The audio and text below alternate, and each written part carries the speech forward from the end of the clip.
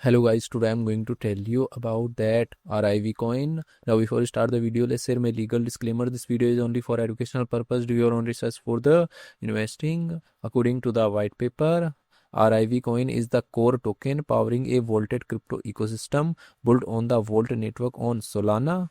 It connects blockchain infrastructure with real financial capital managed by RIV Capital, creating a transparent system where digital assets are supported by underlying investment.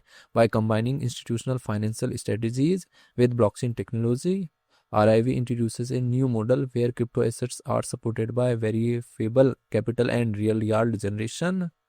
RIV project institution rating is 3.1. RIV token total supply is 9 billion and circulating supply is also 9 billion RIV coin. RIV coin is listed on Bilaxy and other exchanges. If I share my opinion with you, then this project up to 65% chances is that it is a legit or good project. So guys, don't take my opinion as a financial advice. Do your own research for the investing. Thanks for watching.